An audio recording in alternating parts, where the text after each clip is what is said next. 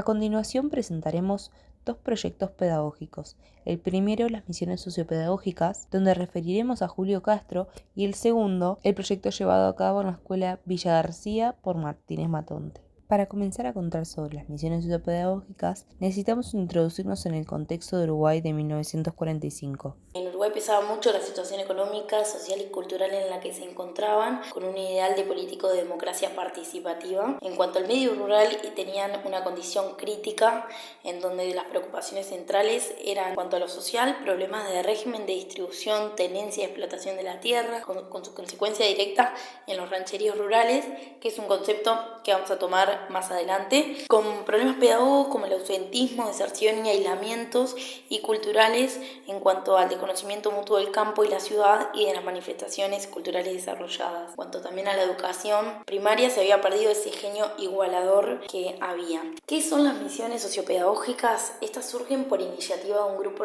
gremial con recursos y una organización propia. Con esa preocupación que tenían de las condiciones en las que vivían las personas del medio rural, la educación en el medio rural, surge este gremio, ¿verdad? Ya habían anteriormente existido misiones sociopedagógicas en México, en España, pero la diferencia que acá en Uruguay estas misiones eran independientes, no recibían ningún tipo de ayuda del Estado. En los fines centrales no solo se encontraba o se notaba lo profesional, sino que también la preocupación era social en cuanto a contribuir al mejoramiento físico y espiritual de sus habitantes, tener la experiencia viva de la campaña y sus problemas y soluciones, elevar un informe sobre la realidad de la zona y poder divulgarla. En cuanto a lo que son las misiones, tienen diferentes etapas. En la premisión es donde se estudian las zonas, escuelas seleccionadas, sus características económicas, sociales, culturales. Se permiten detectar los problemas más serios de la zona, de la comunidad, de la escuela, y se realiza una planificación del trabajo que se va a realizar en las diferentes áreas. También es importante recaudar mediante donaciones y otros medios para solventar los costos y las necesidades de la escuela. En la misión es donde se lleva a cabo todo lo planificado, las actividades a realizar en cada jornada, lo realizado, lo por realizar también. Y en cada campo se da, las actividades. Por ejemplo, dentro de lo social, el recorrido de la zona, visitas a hogares, encuestas, censos. Dentro de lo pedagógico, charlas educativas, trabajo con los niños de la comunidad. Culturales, funciones de teatro, cine, títeres, danza. Luego está la posmisión, que en esta última etapa se evalúa todo el trabajo realizado, se hace la redacción de todo el informe y la divulgación del mismo, muy importante. En cuanto a Julio Castro, fue muy influyente en todo lo que es la primera misión sociopedagógica, la fomenta e integra. Pero en cuanto a los rancheríos, es algo que Julio Castro tiene una preocupación por lo que es la concentración de tierra en pocas manos y las penosas condiciones en las que los uruguayos vivían. Llama rancheríos, los define como una comunidad rural marginal, en las que vivían en condiciones paupérrimas, digamos. Entonces, en base a eso, él integra la primera misión sociopedagógica, él logra articular lo que es la educación, el ser maestro con el periodismo, que es muy importante, porque luego, cuando finaliza toda la primer misión, él se encarga de difundir todos los artículos a la opinión pública. Los artículos empezaron a aparecer en las contratapas de marcha durante 5 viernes consecutivos entre julio y agosto de 1945. Esto es muy importante, divulgar toda la información y la realidad en la que vivían las personas en el medio rural. La primera misión se da en Caraguatá, Tacuarembó, en donde se lleva a cabo ciertas actividades y visitas para hacer ahí. Es muy importante porque en eso se vio una realidad muy fuerte en la cual tomo palabras de Julio Castro para mencionar. Dice: fuimos con el propósito de hacer cultura y nos encontramos que antes de cada acto teníamos que darle de comer a los pequeños y a veces a los grandes. Fuimos a hacer propaganda sobre higiene y nos encontramos con que no hay agua. Niños hay de 8 a 10 años que nunca han tomado leche, que se crían y alimentan con agua de maíz. Hemos visto mucho, tanto que estos días parecen años por lo intensamente vivido.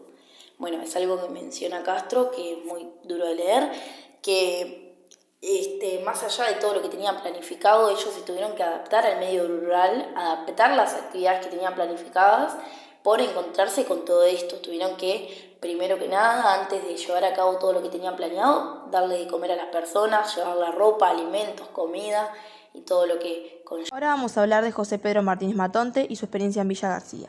La escuela se funda en 1908 y el nuevo edificio en 1952 en Camino Maldonado, donde Matonte ejerce como director con 7 maestras y 150 alumnos. Definía la escuela como una cárcel donde los niños eran como prisioneros indefensos. Esta estaba en una zona rural, pero a la vez en una zona urbana. Las características del barrio motivaban al proyecto que éste tenía y daban lugar al concepto de educación que éste tenía. Las realidades locales tenían características, estas tenían que ser respetadas. Esto implica conocer, adentrarse y trabajar para que sea una colaboración con ellas y ellas con el proceso educativo. En 1960 se crea el semi-internado después de horario en la escuela, con comedor, apoyo extracurricular para los que lo necesitaban y talleres con diversas especialidades. Era una escuela integral, de tiempo completo, por ciclos y revolucionaria. Los maestros atendían a los alumnos, a aquellos que tenían un desfase en su maduración y así evitar la repetición. Un hombre que piense, pero un hombre que haga, que construya su mundo, que levante su camino, que hunda su mano en la herramienta y en la tierra, en la misma medida que extiende su pensamiento. En esta escuela se atendía la globalidad y la integridad de la dinámica de vida. Se creó una policlínica en la escuela atendida por un médico y estudiantes de medicina. Esta no solo atendía a los niños, sino que también a las familias, especialmente a las embarazadas, ya que la educación para Matonte comienza desde el vientre. Se crea un consultorio odontológico. Este funcionaba por la dignidad de una sociedad que no aceptaba a aquellos que estaban fuera de los estándares. Se le daba mucha importancia al aspecto y no al contenido. Los talleres se crearon no por la necesidad de darle un oficio a quienes no tenían la intención o la posibilidad de ser universitarios, sino que Matonte piensa que el hombre es cabeza y mano y debe desarrollar ambas al mismo tiempo.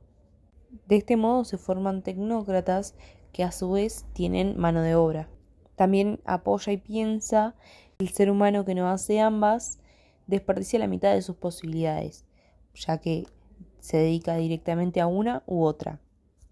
Su finalidad era formar seres humanos íntegros, no futuros trabajadores o universitarios, sino uno mismo, un ser humano capaz de manejar su economía para hacer posible la vida y mejorarla, y de esta forma también crear seres y hombres felices. ¿Por qué trabajar en talleres?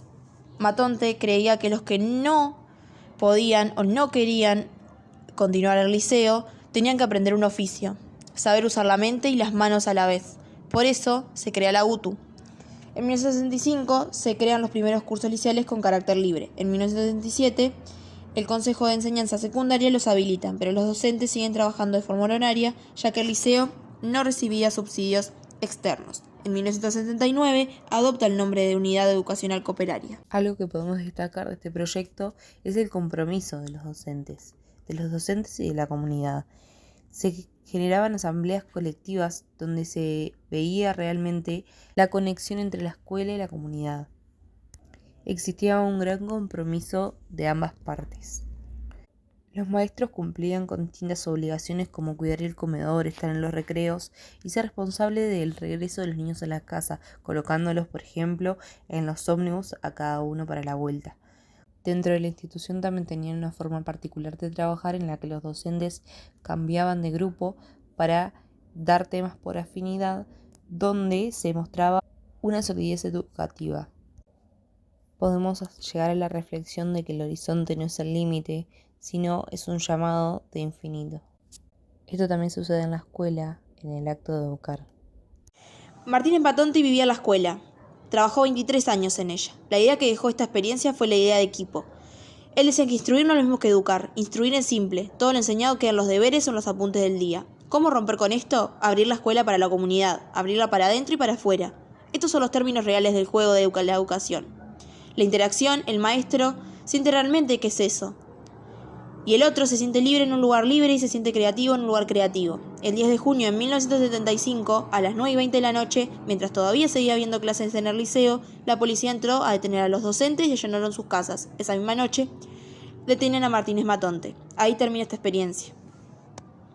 Estos son dos proyectos que surgen a partir de una necesidad no solamente pedagógica, sino también social y cultural. Surgen, como ya dijimos, por una necesidad de vinculación entre el medio, el contexto y la escuela. La escuela como un centro de referencia, de formación, un lugar para todos. Partimos de una marginalidad en ambos casos. Si nos referimos a la escuela rural, en el caso de las misiones sociopedagógicas, se encontraban en contextos críticos en donde parte de la sociedad estaba marginada por la pobreza y dificultades relacionadas con eso, sobre todo. En el caso de Villa García, nos encontramos igualmente con una escuela en la que existe población de la misma, del medio urbano y del medio rural. Entonces hay una diferencia entre ambas. Lo que se intenta es construir un vínculo entre la escuela y la misma comunidad.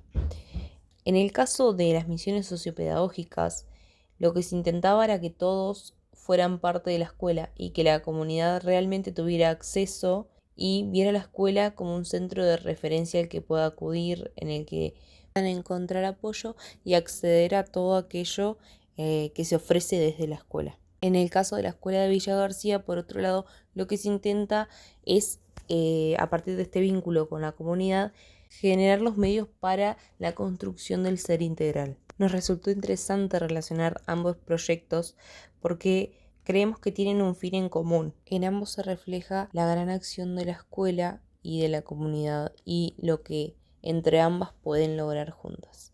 Todo aquello que puede ofrecer la escuela a la comunidad y lo necesaria que es la escuela para la construcción de la sociedad en sí misma.